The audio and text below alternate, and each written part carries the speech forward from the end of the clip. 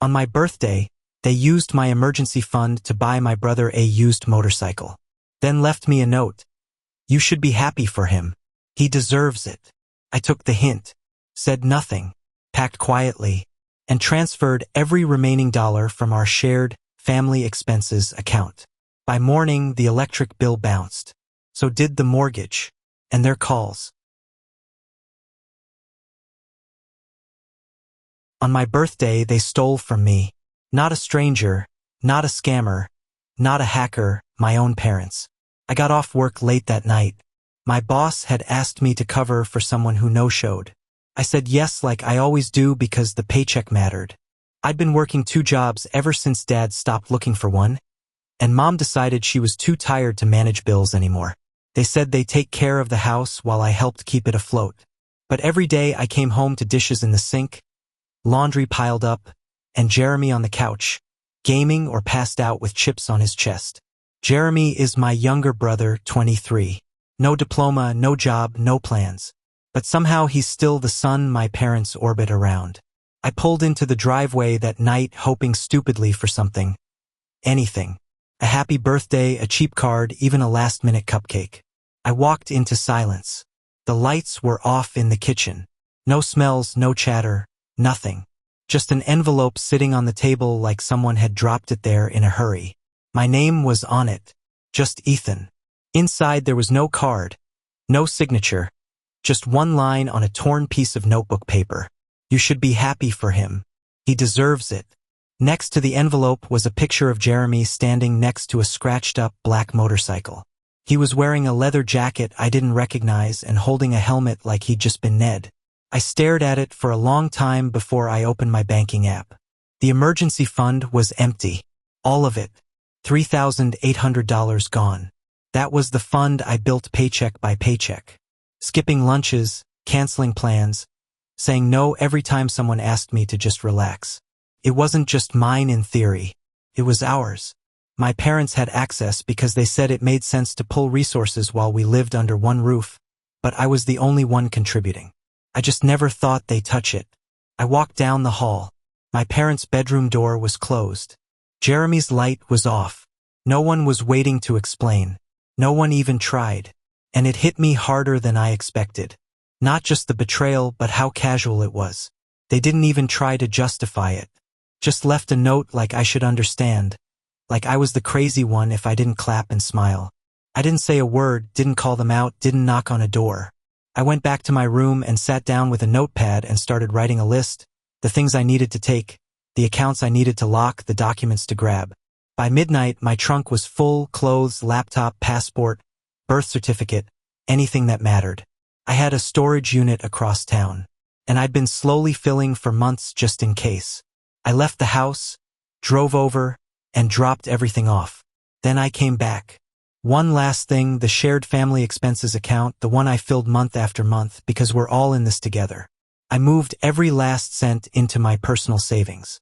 $9,642. At 2:14 a.m., the electric bill bounced. At 3:03, the mortgage.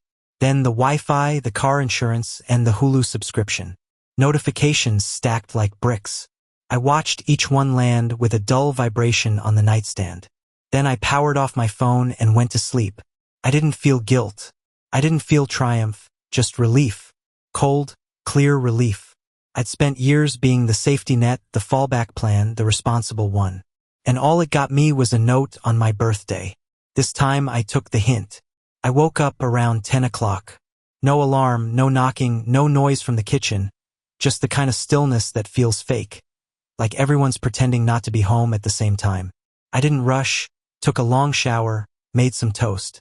I knew they knew, and I knew they were trying to figure out how to bring it up without sounding guilty. The silence wasn't peace, it was strategy. It was almost noon when it started. My mom knocked lightly, like she was hoping I wouldn't answer. She asked if I'd seen something weird with the bank account. I told her there was nothing weird about it. I took my money back. That's all. There was a pause. I could almost hear her recalibrating. She said they needed that money to pay the bills, that I shouldn't have touched it without telling them that now they were in a really bad spot and didn't know how they'd make it through the week. She didn't mention the motorcycle. Didn't mention the note. Just straight to the guilt trip. I didn't argue. I didn't explain. I just looked at her and said, "You made your choices. I made mine." That's when the real panic kicked in. She called for my dad. He came storming down the hall like he'd been waiting for his cue. Told me I was selfish, vindictive, acting like a child. He said I had blindsided them and that no decent person would do what I did to their own family. I asked him what kind of decent person uses his son's emergency savings to buy Jeremy a used motorcycle. His face twisted like he'd bitten into something rotten. He said, "You've always thought you were better than us. You're not."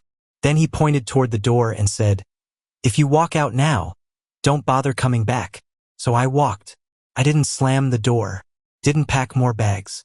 Everything that mattered was already gone. My car was waiting outside, half filled with the last of my stuff. I drove straight to the storage unit I'd been paying for behind their backs. I'd filled it gradually. Clothes, electronics, old journals, important documents, even a mattress I picked up cheap from some guy on Craigslist. I never fully admitted to myself why I'd been preparing, but now I was glad I did. From there, I went to the studio apartment I'd signed the lease on 2 weeks earlier. A tiny place on the second floor of a building that smelled like fresh paint and bleach. No furniture yet aside from what I brought in the trunk. No dishes, no curtains, just a roof, a lock, and no one else with a key. I set up the mattress on the floor and laid there staring at the ceiling. The silence was different here. Real, honest, and for the first time in a long time, I didn't feel used. The next morning, it began. Missed calls, voicemails, my mom sobbing, saying they were going to lose the house, that the power company was threatening shut off, that she couldn't believe I would do this. Jeremy sent me a dozen texts. Most of them were about the bike. One said, "They're coming to take it if we don't pay in 3 days. You better fix this." Another just said, "You're dead to me." I read them once, then blocked him. My dad didn't leave voicemails, just short texts. Angry ones. The kind of messages that stop pretending to be about family and start sounding more like threats. "Hope you enjoy being alone. You'll come crawling back." Stuff like that. I didn't respond to any of them. I didn't need to. They were learning finally what it felt like to not have me around to fix everything. But I wasn't done. Not yet. By the end of the week, they stopped pretending. No more guilt trips. No more emotional messages from my mom. No more half-hearted attempts to act like this was all just a misunderstanding. It shifted fast from panic to anger to blame. I got served papers on a Wednesday afternoon. I was halfway through unpacking a box of old notebooks when someone knocked. It was a guy in a windbreaker holding an envelope with my name printed neatly on the front. Civil suit. My parents were suing me for financial misconduct and theft of shared family assets. I laughed before the door even shut. The emergency fund, all in my name. The family expenses account created by me, funded by me. The only reason they had access was because I set it up to pay bills through autopay. Their names weren't even on the official documents. I called the bank just to confirm. They were silent for a second when I explained what happened. Then the woman on the line said, "Sir, you didn't do anything illegal. You closed your account. That's it." Still, it shook me a little. I wasn't worried about losing the case. There wasn't one. But it showed me how far they were willing to go just to avoid admitting they were wrong. It wasn't about money anymore. It was about control. They couldn't yell at me, couldn't guilt me, couldn't scare me. So they tried the courts. I decided then that I wasn't just walking away. I was cutting the cord completely. I changed my phone number, got a new email, called every company still sending bills to the house, and told them to remove my name from the account. Electricity, water, trash, everything. I even called the mortgage lender and told them I no longer lived at the address. They were behind on payments, and once my name was off the contact list, the notices would go directly to them. And then I did something petty but satisfying. I wrote an anonymous tip to the county inspector's office. Told them there were multiple unregistered tenants living in a single-family home without proper documentation. Told them the back shed had been converted into an illegal living space, which was true. Jeremy had turned it into his man cave last summer with a space heater, extension cords, and a busted AC unit. Code violation gold. 3 days later, I got a text from a friend who still lived on the block. The county had shown up. Red tags on the shed. A notice on the front door. Someone had to be home because the post got taken down within an hour. But the message was clear. They weren't just losing control. They were losing the house. I didn't celebrate. I didn't gloat. But I also didn't feel bad because the truth is I'd been holding up that house like scaffolding quietly without thanks while everyone else leaned back and took more than they gave. And when they thought I was trapped, when they thought they could gut my savings for a quick win, they bet wrong. Now they were dealing with the fallout. And I was just getting started. About 10 days after the county shut down Jeremy's illegal man cave, I started getting the new kind of messages. Not from my parents, not even from Jeremy. This time, it was family I hadn't spoken to in months, years even. It started with my mom's sister and Carla texting me a paragraph about forgiveness. She said family stumbles sometimes and that I needed to be the bigger person. Then came my cousin Nicole, who I hadn't seen since her wedding 4 years ago, telling me that my mom's health was declining from the stress. And if anything happened to her, I'd have to live with that guilt. They didn't ask what happened, didn't ask why I left. Just came straight at me with guilt and expectations like I owed them something. I didn't reply. They hadn't been there when the fridge was empty and I was working night shifts to pay the electric. They weren't the ones catching up the mortgage while my parents binge-watched true crime documentaries. None of them offered to help when Jeremy crashed his third car in 2 years. They weren't family then, so they didn't get to speak now. A few more days passed. I stopped checking most of my messages altogether. The only person I stayed in touch with was my friend Kyle, the one who worked at the real estate office downtown. He was the one who gave me the heads up. The house was officially in pre-foreclosure. They were almost 3 months behind. No more extensions, no more grace period. Kyle said they were probably going to be served within 2 weeks. That same day, I went to check my mail at the new place. There was a plain envelope with my name on it. No return address. Inside was a single sheet of lined notebook paper. No Dear Ethan. No salutation. You think you won, but all you did was abandon your family. You'll see how far that gets you. No signature, but I didn't need one. It was my dad's handwriting. Same scratchy capital letters, same angry pressure into the paper. It didn't even make me mad. I just stood there for a second reading it twice, then folded it in half and tossed it in the trash outside. That letter wasn't about me. It was a man drowning, lashing out. I'd been their lifeboat for years, and when I finally swam to shore, they stayed behind and blamed me for the leak. That night, I started going through my old hard drive. Years of financial records, receipts, texts I backed up out of habit. I sorted everything into folders. One for rent payments, one for utility bills, one for every time I'd paid their debts without being asked. Not because I wanted revenge, but because I knew they'd try something again. Sure enough, 3 days later, I got another knock on the door. This time, it wasn't a letter. It was a guy from the sheriff's office. They were trying to file a formal claim that I'd committed financial fraud by draining the account. Even after the bank said everything I did was legal, even after I left them a house, 2 cars, and 3 months warning, I handed over a flash drive with all my records. Printed copies, too. He took one look and said, "This won't go anywhere.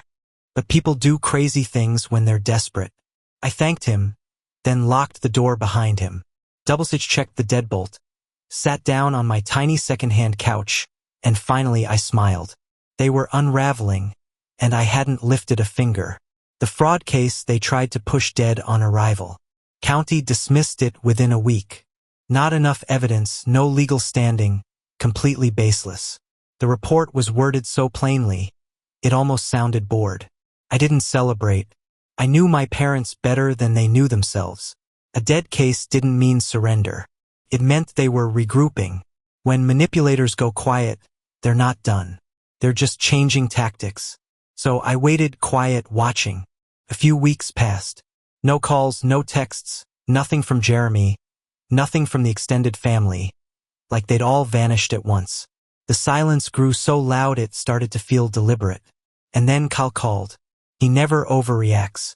So when he said, "You need to see this for yourself," I didn't question it. I drove to the old neighborhood around sunset, parked across from the house, and didn't even get out of the car. I almost didn't recognize it. The lawn was waist-high. A busted window on the second floor was covered in cardboard and duct tape. One of the gutters had collapsed, hanging by a rusted bracket. The mailbox was duct-taped shut, and slapped across the front door was a huge orange notice half-peeling in the heat. Foreclosure complete. Property seized. Entry prohibited. But that wasn't the part that stopped me. Written underneath in big black marker, someone had scrolled, "He destroyed this family." It wasn't a statement. It was a desperate scream. I could hear it even in the handwriting. Uneven, angry, done in a rush. Probably my dad. Probably after they were forced out. Maybe even the same day the notice went up. I sat there a while just staring. They lost the house, their last card, their safe place. And they still couldn't accept they'd done it to themselves. Then I saw something strange. A dark shape moved behind the second-floor window just for a second. Then it was gone. I leaned forward, watching the house closely. 10 minutes passed. Then the front door creaked open. Not wide, just an inch. Someone inside. I turned off my headlights and watched. A figure stepped out onto the porch. Skinny, hesitant. Hoodie pulled tight over their head. It was Jeremy. He looked rough, thinner, dirty. Same jacket from the motorcycle photo. No bike in sight. He wasn't supposed to be there. That house was legally off limits now. No utilities, no running water. If he was there, he was squatting. He stepped off the porch, glanced both ways, and started walking down the street. Backpack slung over one shoulder, phone in hand, staring at the ground like it was pulling him forward. I didn't follow. I didn't need to. They had nowhere to go. They hadn't landed on their feet. They hadn't bounced back. They hadn't even survived the fallout. I left without being seen. Drove back to my place. My apartment was quiet, cool, lit softly by the lamp in the corner. I sat on the couch, phone in my lap, still processing what I saw. Then I checked my email. One new message. It was from a lawyer, not mine, theirs. They were trying again. A new angle. This time, not fraud. Now they were claiming emotional damages that by withdrawing my financial support so suddenly I'd caused my mother to suffer extreme psychological distress. I blinked at the screen. The language was absurd. The evidence non-existent. But it didn't matter.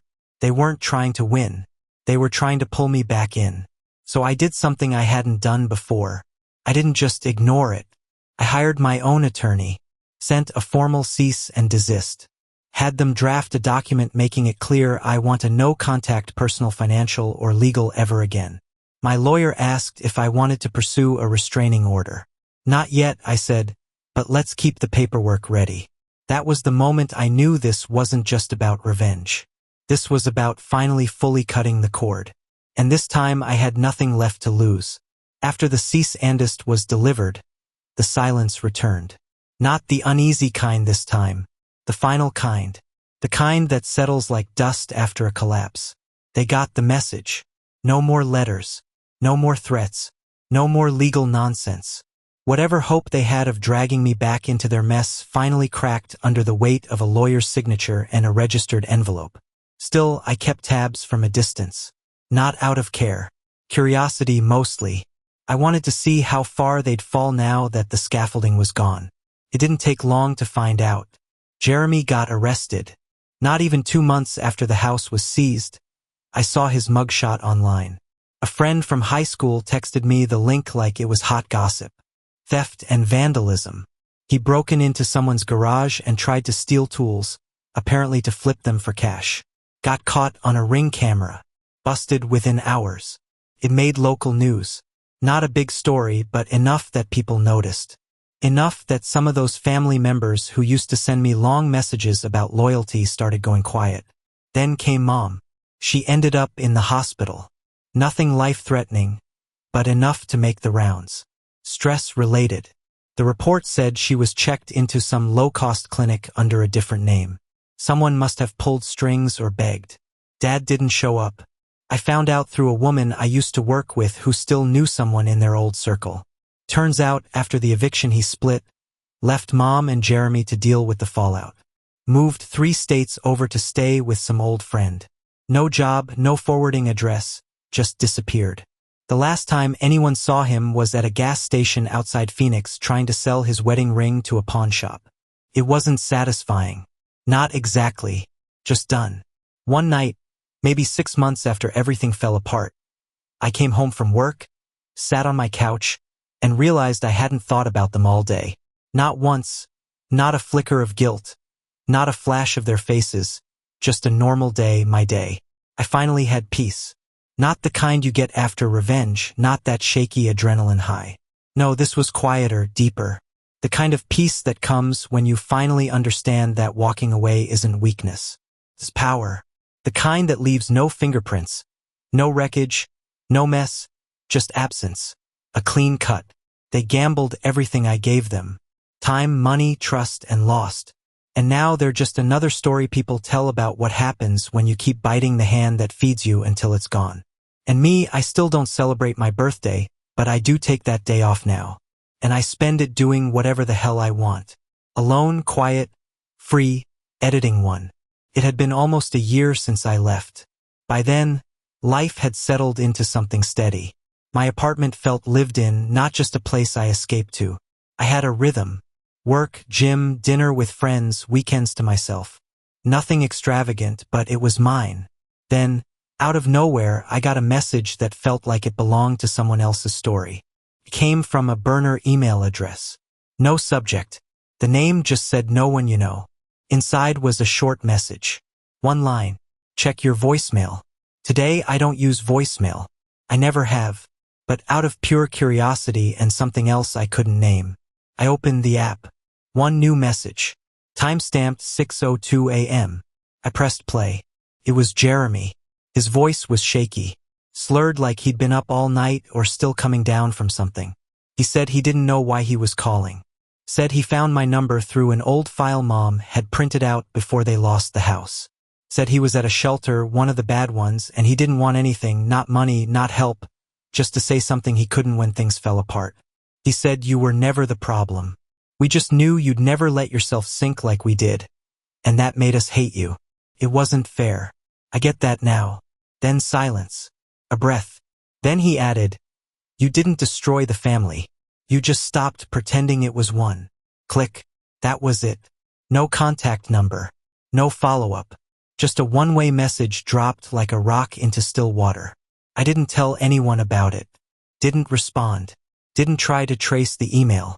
But it stuck with me because I believed him. Not that he changed. Not that he was better. But that for 1 second, the fog had lifted and he'd seen it all clearly. And it wasn't a trap. It wasn't bait. It was just the truth that came too late to fix anything. A few days later, I deleted the voicemail. But I didn't forget it.